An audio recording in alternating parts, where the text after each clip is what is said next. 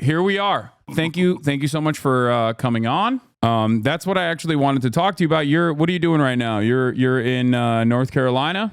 Yeah, I'm in North Carolina for an episode of the Run Up, our podcast. We are following a bunch of the storm recovery efforts and seeing how it affected early voting. And so today we are with Democrats and the North Carolina governor. Tomorrow we're out in the storm affected areas in the western part with the Republicans, because there's actually a lot of Republican areas who have been most severely damaged. Yeah, And so we're seeing how it impacts what's a big swing because of the state lasers, here. right? Because of the weather Yeah, because machine. of the scientifically controlled storms. I mean, that's part of what we're talking about here too. Like, there's been so much misinformation and disinformation on that front too. It's been a huge story. It's really interesting to think about how we have arrived at the idea that climate change is man-made, but like in the worst possible way for the at least 30% of the American population that was like, nah, climate change is made up, is a Chinese conspiracy. And then now they're like, oh, anthropogenic climate change is real. It's just that, it's the weather machine that's doing it. It is like one of those. I do think that we've always talked about climate impacts as like theoretical and coming in the future, when this has totally been, Florida, North Carolina have been totally upended, Georgia, parts of it too. So a bunch of the organizing efforts we're hearing now from Democrat and Republican are about making sure people are still all right, even though Republicans, as to your point, are like not acknowledging the source or obviously have made climate a big part of any policy. Yeah. I do find it interesting because like I think the lack, like the refusal overall to acknowledge climate change, I think has caused a lot of these localities to not harden their infrastructure adequately as well. That partnered up with like austerity, like permanent austerity from especially the Republican side, I think has created this very unique circumstance where like they almost refuse to even do like the bare minimum that they have to protect their own citizens.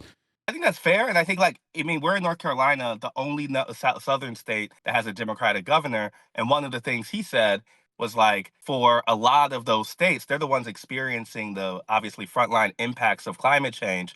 But most of them are run by a Republican Party or Republican governors who are not even interested in the federal money on that front. And so, like, it's taken this massive disaster for even Republicans to like even acknowledge in the slightest even some of the funds that were available to them to do something up. It has taken the kind of lowest common denominator for there to be any type of shift, particularly in the South. Yeah.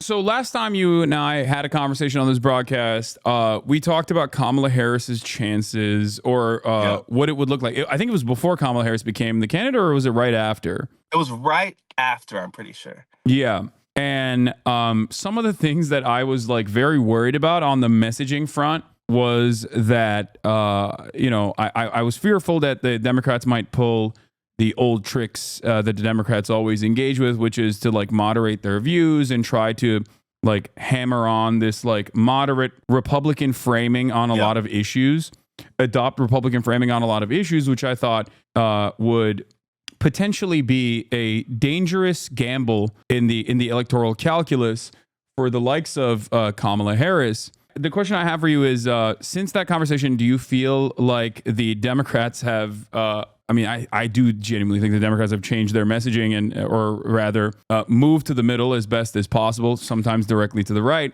And do you feel like that has been successful? Well, I think it's definitely the strategy. I think you correctly identified what ended up being true. At the time in which we were talking, there was that kind of burst of energy. There was the party reuniting around her. And I think there was an open opportunity of interest for people to say, okay, let me take another look at this person who I may not know a lot about. As they've started to add meat to the bones on that front, they've almost exclusively done that from a Republican or more centrist lens, whether that is basically conceding Donald Trump's crisis or its described crisis on immigration, whether that is a policy front where she's talked about a bipartisan council of advisors or the need to have a Republican in the cabinet, whether that's campaigning with Liz and Dick Cheney. It's basically been the only place she's been willing to show any type of break from Biden on is saying, I'm Biden, except more open to kind of Republican and centrist ideas. We had Mark Cuban on our podcast, and one of the things he's saying, he was like, I did not like Biden because I felt that he was anti-business and anti-billionaire in some senses. And he has felt, yeah, this is just me saying what he said. Yeah. And he said that one of the biggest differences he's seen is that Harris calls him up and that Harris has tried to have an openness on that front. And so when I asked Cuban, I was like, well, isn't she trying to be everything to everyone? Shouldn't, I talked to Bernie Sanders, who said that she could be open to progressives. He's like, I think progressives are kidding themselves. And this is a centrist president who's making that clear. And I kind of think he's right. I kind of think that Harris has now positioned herself not just as someone who is more quote unquote moderate, but is preparing for, I think, maybe a Republican Senate or a divided Washington. And I do think the Democrats have basically tried to course correct from 2019, where they think they were too progressive. And they've done this in the last month or so. And so it's come off, I think, as if she is rejecting the last primary and the position she used to have. But I really think it's a kind of party apparatus that's trying to recalibrate itself and is frankly conceding that that has to come from the center, at least in their view. Now, if that's successful, I don't know. Like, I don't know if I agree with that analysis, but I agree that's their thinking. Yeah. So there's two different questions I have, I guess. I'm of two different minds here. On the one hand, I like to say I put my, Harris Waltz analyst hat on, right? And think about it as like, is this an effective way to run a campaign for the general election? Like, will this be a winning strategy? And then I also have this pesky little, like, my own personal opinion on the matter. And then I think even if it is successful in terms of winning the election, what does that say about the future of not only the Democratic Party, but just like the future of American governance in general? And I don't think that it is as profoundly and as overtly successful in the way that like the Democratic analysts think. And I wanted to show you this Blueprint 2024 public opinion research that came out on messaging and the preference effects it has.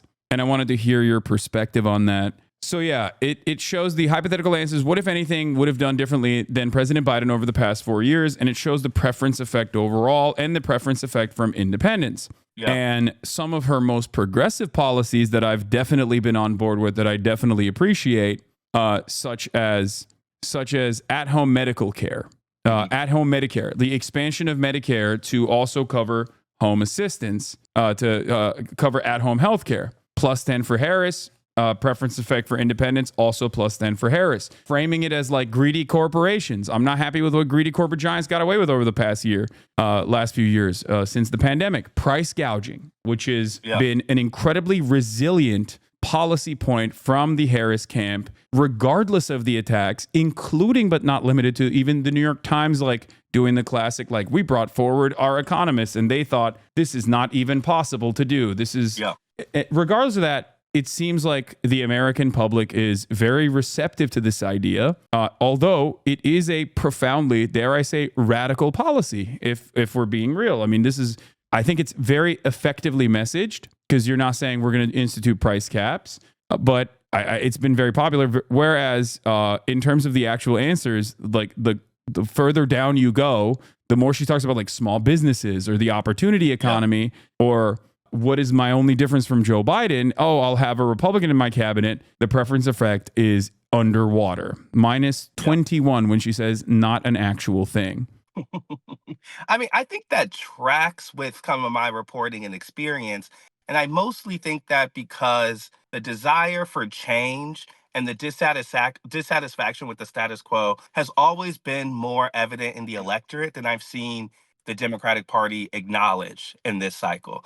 For the first 2 years, they were holding on to Biden. And I don't think that was just a problem because of his age. I think that was also a problem because it kind of tied them in to a status quo that for a lot of people, they're not really working from the premise of that being what they want. So I think that they were just late to arriving, that even in just switching candidates, there was another barrier that she had to clear, is what is the difference between you and the previous candidate? And they just arrived to kind of articulating any of those differences. But let me explain to you what I think is, or what my kind of reporting tells me is the campaign's thinking on this front. It's not just that centrist policies have often been where the Democratic Party reflexively goes in the general. It is their lessons from the last midterm election and the presidential election before that. They basically have gotten away from the idea that they can change the electorate by bringing in a whole bunch of new people and bringing in some progressives or young people or the like. And they've pretty much embraced the idea that they should win over those people who are most consistently going to vote. And as much as the electorate looks like that, that's better for Harris because that's the kind of anti-Trump coalition. And so I think it's an effort for them not to really just target the folks they know are most likely going to show up to the polls and try to get the gang back together that caused them to do better than expected in the midterms. It's a very like battleground specific strategy, but I also think it's a strategy that kind of concedes the issues to Trump Yeah. and concedes him as the main character of the race. And so, why we could have had a race that was kind of two competing visions or two directions of the country. I think it's directions. I think there's a competence difference. I'm not saying they're the same. I guess I'm saying they are not playing, they're not starting from a different premise. And Yeah. partially that's because they don't really think they need to win. They think the type of people who come out and they know are going to come out, they're willing to take a Trump referendum because they think basically 55-45 chance anti-Trump beats Trump. I Yeah. just think that's a little risky. And so like the risk of that has been something I have just been shocked about their unwillingness to price in. But that's the thinking when you see the kind of messaging shifts that you're, I think, right in identifying over the last couple months. Especially risky for Kamala Harris, because when I look at the polls that say, regardless of her like very clear communication, especially since the swap out, that she is going to be a conservative. She wants a muscular military, a lethal military, right? Like all Yeah. this stuff. How she owns a Glock and she's not afraid to use it if you come to her Yeah. house, and that she's going to follow the law on all this stuff.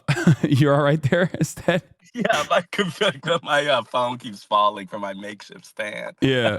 No, it's all good. So, regardless of all of that stuff, Americans still view Kamala Harris by 46% as too liberal. And I Yeah. think you and I both know what the real reason for that is, right? It's not her messaging, it's not her communication, and it's not because the broader electorate is like much more conservative, or I guess they are a little conservative in their broad reception of Kamala Harris, but it's not actually about policies. It's because she's a black woman.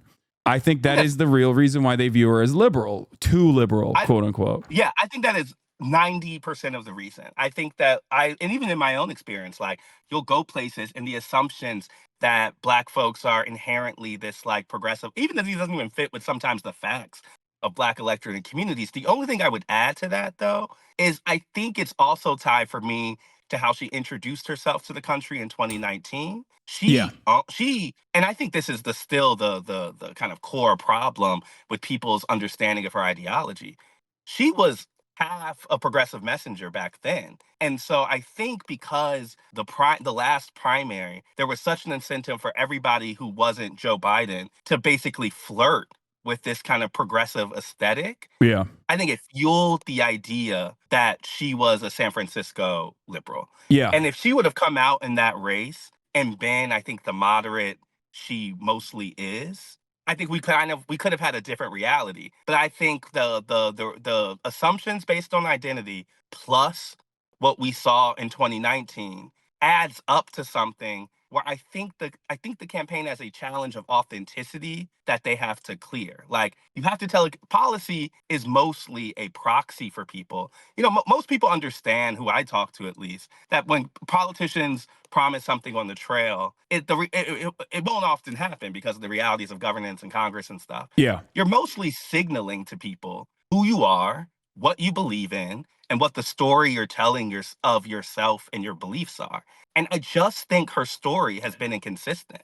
So I thought they would come into this race after the candidate switch and understand that and kind of more frontally own the pivot. Say, hey, 2019 was a little crazy. Maybe Democrats did that. Maybe Democratic Party was someplace I wasn't. I've been in the White House for 4 years and I've learned how governing works.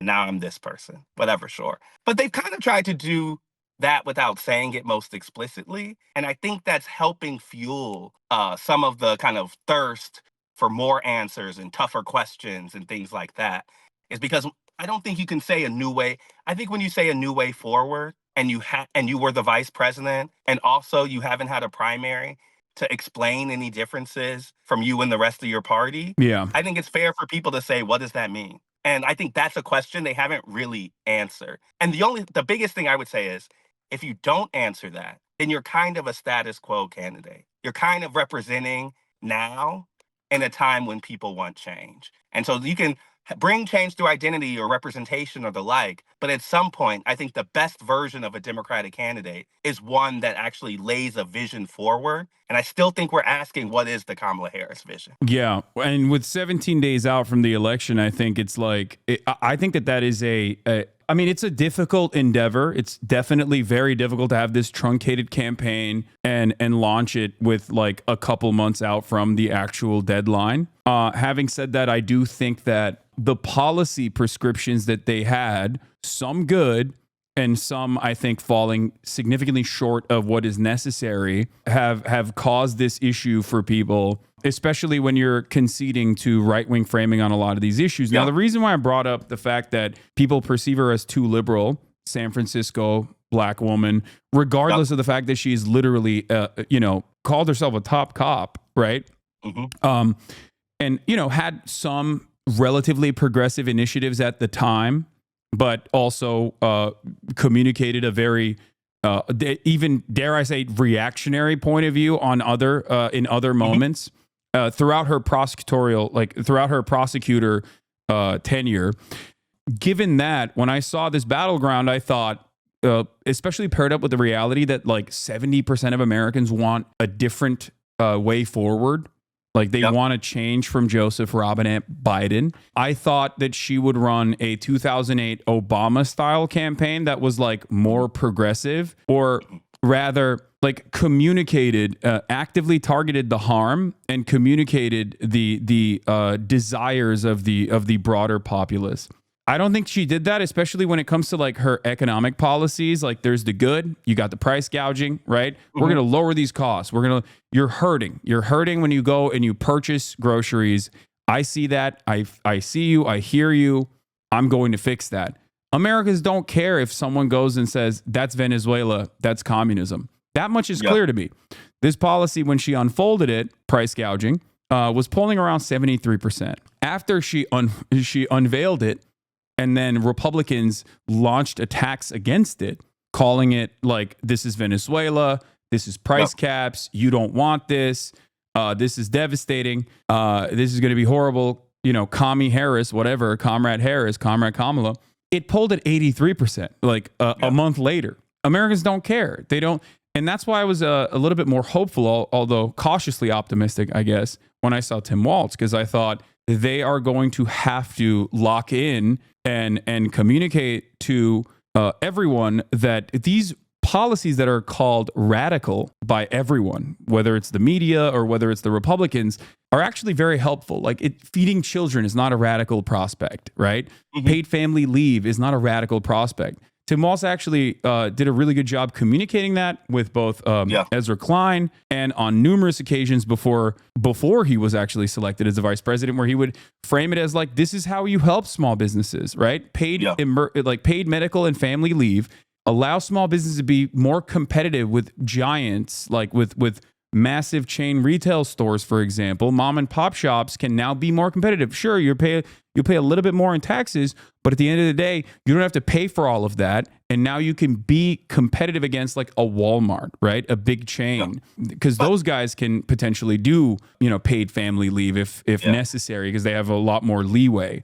The only thing I'd say, and it's kind of a bleak response though, is you're working from the premise of public opinion being the most important thing. And that's not always true for them, right? So things can poll well. They could even be popular among a broader voting base. But things like price gouging were specifically targeted by a kind of elite centrist class, right?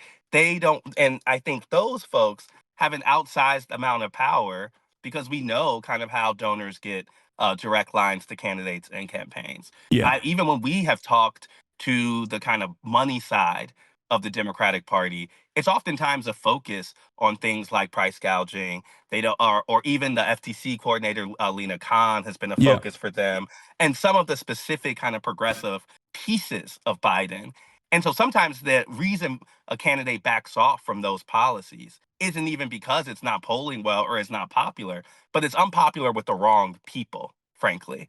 And the other thing I would kind of add to this is, Biden had such a long history of being the bipartisan, moderate white guy that his general election challenge was the other side. And he was actually fine with that. He was doing a lot of overt plays for progressives, a Yeah. lot of overt messaging on policy. And I think even policy wise, he was willing to kind of embrace more progressive domestic ideas specifically because there was no fear that anyone's going to think Joe Biden is a radical. You Yeah. know, there's a different level of cautiousness coming from them because she doesn't have that sort of ideological root or story with the public. And so I think they could have taken different strategies on how to actually, deal with that electorally.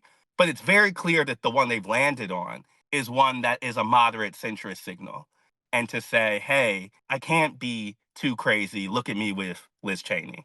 Look at me with, I'm tough on immigration. I'll shoot you if you come to my house, whatever. That's clearly the route they've taken. I think they had other options, though. Yeah. So let's talk about like the, I guess, successes potentially, or maybe the failures of this strategy in terms of the overall momentum, because it's very hard to look at polls. Like, they're very inconsistent for the most part. Yep. You have a lot of junk polling from the right that try to sway the real clear politics average like Yep. firmly on the Republican side. And I think that is a deliberate attempt to, Yeah. because people want to vote for the party that's winning. Like, you want to vote Mhm. for the winning team anyway if you're like in the middle still, or you don't really care about Trump all that much. Mhm. I think that there is a lot of that going on, but beyond that, it's like, I think Trump has always notoriously been a turnout guy with low propensity and mid propensity voters. So those are like Yep. hard to track in general because they're not consistent nor reliable voters.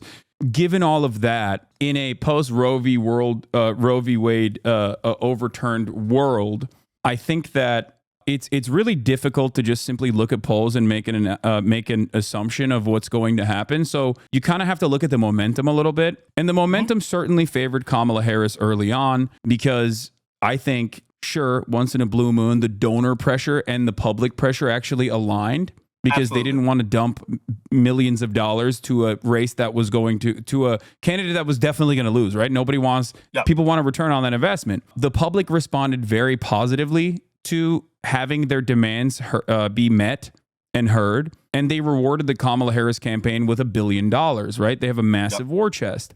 Having said all of that, the vibes overall were favoring Kamala Harris. The momentum had swung generally in her direction, and yet they cut into that, in my opinion, especially over the last month or so.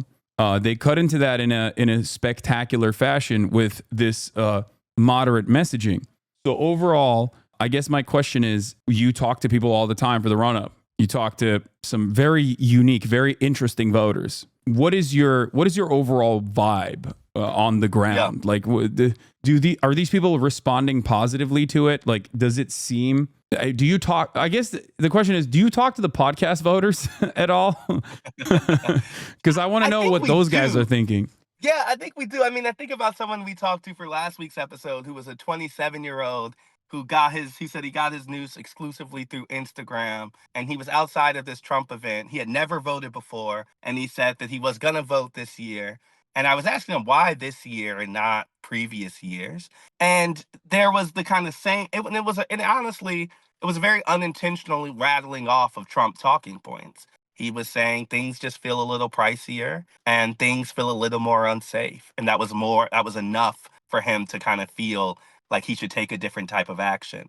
I guess to your larger question about momentum, I think about it in a broad way. Like before the switch, and you've kind of said this, Democrats weren't even in the game. There was no doubt in my mind that Donald Trump was going to win. After, there had been And I think there has been a kind of reorganization of the party. The only thing I would say is the big difference between 2008 and now is I do think Democrats were more concerned about bringing new people into the process, expanding their coalition, kind of reaching a different type of voter, making it feel more like a movement. I think Donald Trump is the movement candidate of this race. And I think Kamala Harris is the Democratic Party. And I think those are an important distinction to really understand because Donald Trump's task in this election, I think, is actually a little harder. He has to get all of those Caleb's of the world, the 27-year-olds who are pretty inconsistent, to actually come out and Yeah. change the scope of the electorate. And Yeah. that's not an easy thing, even if they're telling pollsters they're interested in you, even if they're telling their friends they're interested in you. Like those people famously don't always follow through when it comes to it. And we know the Roe v. Wade voter is showing up, right? We Yeah. know that the anti-Trump voter, the MSNBC person, the angry Republican over the last couple years from those suburbs, they've already come out in special elections and Yeah. midterms already. And so I think the way I would answer your question is like you just have to rethink of who the Democratic Party coalition is. If we were still talking about the Obama era, if we were still talking about them needing a movement, I think they would be in big trouble because I don't think that momentum has continued in the same way. I don't think people see her as the type of movement figure folks saw Obama as. But I don't think that's how they actually win. They win through a more affluent, educated political class. It's less of a movement itself. And so there's this strange thing where I think where less people voting, or at least a more traditional type of person voting, is better for Democrats. And so at the same time, the momentum has blunted. I don't think it changes the overall kind of 51-49-ness of the race because frankly, the Democrats weren't banking on that type of person in the first place. They like to say they are. They like to pretend kind of that that's still the voter they're most interested in, Yeah. but it's not the young person. It's not a mass organization of people of color. It's really a more specific type of person who's actually improved their chances over the last couple elections. And that's the new Democratic Party. Yeah. So they have a better shot at winning, but it's less of the type of coalition that I think Democrats like to tell themselves Yeah, is their coalition. it's the Chuck Schumer equation. For every two blue collar For vote sure. we lose in the across the board, we win two in the suburbs. Like we win one in the Yeah. suburbs, or we win two in the suburbs. It's like That's totally what they're thinking. I mean, here in North Carolina, we're about to go out canvassing with people. We're in this suburban area, fast growing. That is their focus, is in converting the kind of diverse suburbs into Democratic voters. And they're actually, if you talk to the Detroits and Philadelphia organizers, they feel like the campaign isn't as focused on them as previous Democratic campaigns are.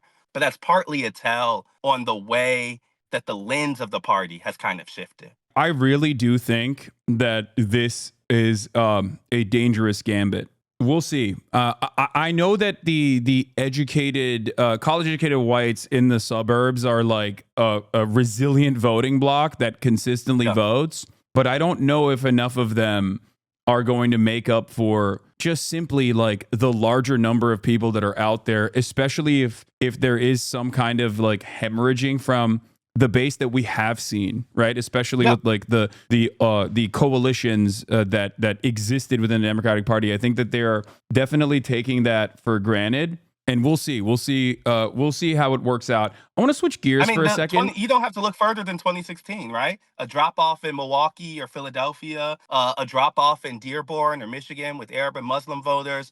There's a lot of ways that this could go wrong. And they basically have hemmed themselves in to a kind of 270 to 268 type of strategy. They Yeah, are very tied to that Midwestern blue wall. They are very, and so that has to hold. And those type of things, I think, coming out of the candidate switch, I think we thought of Harris as having a broad new landscape with the Georgias and Arizonas and all these places on the table. But that requires a real multiracial, multi-class movement. And if you limit yourself to really that kind of more traditional voter, you're not going to win the Arizonas and Georgias, but you might win the Wisconsins and Pennsylvanias.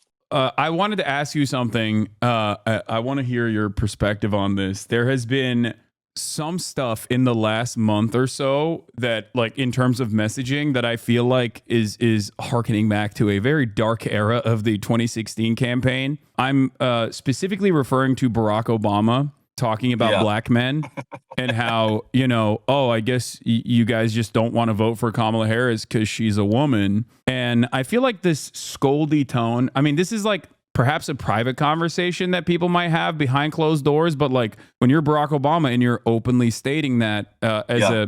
as a message, like, that is going to get a lot of play in the media. And I think that there's two things there that I am, I guess, a little bit frustrated with. One, the potential 20% swing for non-college educated male voters, especially Yeah. under the age of 50, has been consistent for every demographic group. For sure. And black men comprise the smallest percentage of that. So hyper focusing Yeah. on black men in that regard, I think, opens up the door for a lot of conversations that you will hear sometimes even from like white women on CNN, who will then turn around and be like, yeah, why aren't they voting for women? And it's like, it's a very killing me right weird, now. it's a very weird conversation to have, especially when like black people across the board are still overwhelmingly, including black men, are still overwhelmingly Yes. voting for the Democratic Party. I don't think that Democrats understand this as a warning sign of Yeah. like the base kind of like falling apart a little bit. Yeah. And beyond that, I think like the scold attitude is I feel like they did this with Hillary Clinton when they saw some issues. Like, Yes. and I think this is like the last ditch effort to like try to scold people, and it's a demonstrable failure time and time again. I gotta say, I hated it. I mean, when I saw what he said and kind of saw the tone in which they were coming at this, it felt really reminiscent of some of the worst versions of Democratic messaging. And I think Barack Obama's been pretty like egregious in some of the tone he's come at black voters with, even while he was president. I Oh remember yeah. 2016, he talking about, if you don't vote for Clinton, you'll be letting me down personally. I mean, and I think the thing that I often come to is say is like, there's no way he would come to different type of voting groups and place the blame on them for their own actions. He would hear those interests. He would listen to those frustrations. I was talking to Governor Wes Moore, only black governor in the country, about the question of black men specifically a couple months ago. And he was saying that Democrats have not done the job of acknowledging folks' frustrations with the political system broadly and the role the party has played in it. We know what the research says about what motivates these group of people. And we know that it is part of a larger educational sorting that's not specific to black men. But Barack Obama is missing all of that type of context when he says that. I Yeah. also think also think it completely ignores that for the type of black man we're talking about who's dropped off from Democrats, Obama is an avatar of the party's failures on that issue. They are not ready for a lecture from him. They think that he was part of the problem. And so his inability to kind of see himself in his own kind of time in office as the reason people have shifted on ideas of representation, shifted on the ways that Democrats relate to black communities, is itself kind of a self-fulfilling thing. But to your point about the ways that kind of there's been a larger shift among non-college men, I think Democrats could be honest with themselves. They talk more in the cultural language of Twitter and academia. They talk more about their biggest pitch often in the black communities is about representation or getting elite black folks into elite spaces. Yeah. All of those are things that are way more motivating for a college educated, affluent class of people of color than they are for working class people of color. And so it's no surprise to me that that is reflected in some of the drop off here. And I just think they have to ask themselves, like, do they want to reorient issues to actually speak to these folks? Or is their only message to them one of shame and blame? And I think, like, in this election so far, we've really seen them hit the shame and blame button more than anything else. And I do think that's a big warning sign because if they're repivoting to really focus on this type of coalition, a more college educated one, a more affluent one, I think they're only a Nikki Haley nomination away from getting wiped off the map. You Yes. know, they are being helped right now because the person on the other side is Donald Trump. And he's so And it bad. has It's it, not and it just has Donald not Trump, but a bad version of him too. a bad version of Donald Trump, yes. And so I'm saying they have not had the inner party discussions and growing pains to really acknowledge what I think has been a big shift from them in terms of the types of issues they talk about and the folks leading that sort of messaging. And so if there's a gut check for Democrats, even if they win this election, I think it's how do we talk to folks who did not go to college? How do we talk to folks who are, and there was such an assumption, again, this is the same point. They did not think they would have to do this because they assumed that people of color would move in their direction to a kind of demographic destiny sense. That undergirds so much of the overconfidence that Democrats have had over the last 6 to 8 years is because they have felt that inevitably Latino voters would reject Donald Trump, or inevitably Black people would reject Donald Trump. And I think the thing that I hope, or maybe hope isn't the right word, but the thing that I think they have to have understood by now is that that type of assumption is not true. And Yeah. there is no guarantee that the more diverse version of America is a more inevitably liberal democracy. Yeah. There's no guarantee of that. I think they have to wrestle with that. And it's the big difference between saying the words that Black people aren't a monolith or that Latinos aren't a monolith or whatever, and actually believing and moving like that. Because they know to say it now. But in the end, when you hear Barack's tone, when you hear Obama's tone, he's basically saying that Black men have to do this one thing because they're this one way. Yeah. And that's not a winning message. It, So it also I think ironically, they have to get to that eventually. I just don't think they have the capacity, frankly, or the voices in the room to do that right now. like scolding of that sort, even if it's correct to a certain degree, should never be deployed as a It's bad front-facing message. politics. That's not, you It's can't do that. yeah. And I don't know how the Democratic Party has like never really reckoned with that. And I think it's I don't know if it's like the DC media bubble that they're completely captured by, but like that kind of messaging is not going to shake people into going, "Oh yeah, I just came to my senses, like this guy is racist." Right? Yeah. And I think they and well, go can I ahead. say also, like, it's a consistent problem for them, even in this own election cycle. Part of the reason there was a big underrating of Biden's age as a political problem, or a lack of understanding that most people in the country were seeking change rather than the status quo, is because there has been a consistent distance from leaders of the party, from the type of like working class, non-college folks who are driving a lot of these changes. There was an assumption, I think, from party leaders that Donald Trump will be inherently unacceptable because of things like January 6th or things like his legal problems. That was a bad assumption too. And so I think if we add up all that we've learned since 2020, you have a consistent story about a Democratic Party whose distance from these type of voters is putting them in pretty bad electoral situations. Now, they might have a little get out of jail free card because people's distaste for Donald Trump is so high that it could lead them to a slight electoral college victory or even a bigger one. But that's not about them, you know? And I Yeah. still think that eventually these distinctions that they have not wrestled with are going to become very important.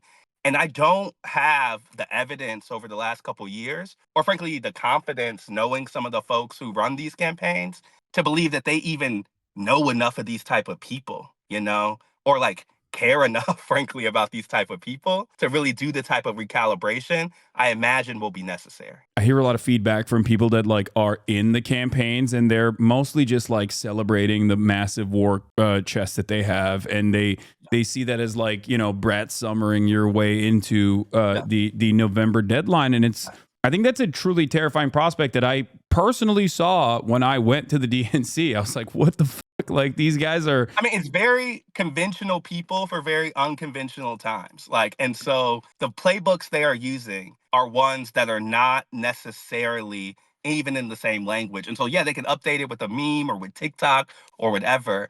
And I think they have been trying to do some of that stuff. But I think you gotta, both parties, like the Republicans have already had their big sea change with Trump. You yeah. know, their big rupture came after 2016 when he broke the party. I think Democrats haven't had their moment of reckoning, but the signs are there that the fault lines are real enough that it might come. I think the difference between the Republican shift from in the post-Trump world, however, is that he leaned into the base further than previous Republicans had. Whereas I feel like the Democratic Party is constantly moderating against their base, like against the broader population that time and time again, especially when it's like associated not with a Democrat, but like a faceless ballot initiative, like a ballot measure, will vote for the most progressive possible thing, including but not limited to, the expansion of Medicaid, for example. Yeah. Like these are the things that people want. They have the capacity, no matter what their like weird, dare I say, kind of silly, inconsistent political worldview might look like, when they are staring at something that is going to help them materially, they want it. That's an understandable desire that people have. And it is very frustrating if you have this charisma gap, for example. I think with Kamala Harris, like she's appealing to suburban voters for sure to a certain degree. But I think like for the broader electorate, I don't think she is like uniquely charismatic at all. And I think that like if you have that issue, right? Like even Joe Biden, when his brain was working, was like a relatively solid retail politician. Like he was great at kissing babies and shaking hands. Like that was something that he did quite well. Not to say that he couldn't do that in 2020 regardless, because of both COVID and because his brain wasn't functioning too well. But the way to make up for that charisma gap, in my opinion, is by having solid policies like the price gouging thing, like finding the best possible way to communicate how you are going to fix people's issues directly. And then putting that at the forefront of your campaign rather than like vague generalizations about the opportunity economy and how you're going to give small business owners $50,000 in tax cuts. And I haven't seen that at all from the Democratic Party, and it is certainly frustrating. There are obviously a lot of gimmies here too, like one of the biggest ones, of course, is the ongoing atrocities in both Gaza and Lebanon, something that is profoundly popular across the board. Even majority Republicans want a ceasefire, and the only mechanism to enact that ceasefire is fairly simple. It's just one phone call from Biden saying, we're no longer giving you any weapons if you keep this up, which Biden, weirdly enough, presented as an opportunity now in the last iteration, as Israel has shut off humanitarian aid into North Gaza, as they're pummeling North Gaza. And I found it shocking. I found it, dare I say, spiteful that Biden was pushing the deadline for a potential embargo, if humanitarian aid is still restricted to North Gaza, to after the election. Yeah. Unfortunately, I have to go, so this might have to be my last answer. But I want to say something to that point. The biggest thing that Democrats can do is respond in policy. Is to tell a story that actually motivates folks and combines messenger with message. Now, we've talked a lot about the message front, but I also think there's a big piece here about Harris not going through the primary and not getting those type of reps to be able to communicate the differences within the party, how they've changed over the years, and kind of get Democrats on the same front headed into the general election. No matter what happens between now and the next 3 weeks from now, I still think Joe Biden is the secret main most important person of this race, because his inability to step aside, stop the party from being able to have an open conversation with itself about what it believes. And I think that type of conversation could have been a motivating or jolting thing in an election where apathy is just as big of a deal as the choices in front of them. And so sometimes it feels as if they run from having these conversations in an attempt to be everything to everyone, rather than actually answer people's concerns on that front. And we should say Republicans have an easier job on this front. They have a more monochromatic base. They have a base that believes more of the same thing, that is more alike than the Democratic one, right? Yeah. Diversity is actually a challenge for Democrats because not everyone believes the same thing on a lot of stuff.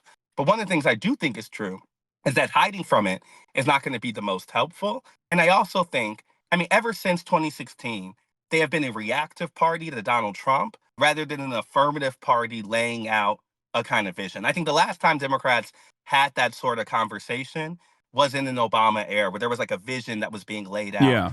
And Biden won, frankly, by saying this primary should not really be about vision. It should be about who can beat Donald Trump. Yeah. That has just delayed this inevitable conversation within the party further and further and further. And so even if Kamala Harris wins, I still don't think that solves that front because she's more of a weather vane for where the party exists than she is setting an agenda going forward. And so I just think that eventually these chickens will come home to roost. And whether it's this election that kind of hurts them on that front, or if it's a kind of open party question or where they go on issues like immigration or the like going forward, they're going to have to wrestle with this stuff. And even things like foreign policy cannot be things that they put aside any longer. They have an increasingly diverse electorate, increasingly first generation. Black and Latinos are coming from different parts of the country. They don't look the same as they look 50 Yeah. years ago. And so they're going to have to actually, I think, spend time on issues that they have not considered and frankly have benefited from not considering. Even if you take foreign policy, my last point, back in 2020, there were so many differences between all those candidates. But basically, bar Bernie Sanders, most of them believed exactly the same thing when it came to Israel. Yeah. Most of them believed exactly the same thing when it came to a lot of foreign policy questions. I think that's changed among Democrats. And so where they fall now is going to be a bigger, more open question. And we frankly won't know until after this election because they're going to punt that as far as they can. All right, Astead, thank you so much for coming on. It was Thank wonderful you. I having always you. appreciate it. You're brilliant as always, and I hope to have you on again. Yeah, for sure. Thank y'all for checking this out and check out the run up too. And we're gonna have some fun before the election comes. But thank you for having me. All right, bye. All right, that was Astead Herndon of the Run Up podcast on the New York Times. He's a brilliant reporter. Fantastic conversation as always. You know, it's great to see, you know, people that are very prominent members of mainstream media that are, especially by design, because he has to have his eyes on the road directly. Like he is directly talking to voters on a regular basis. Like I love talking to people like that in particular, just like Dave, because they get to see so many broad perspectives. Great interview overall.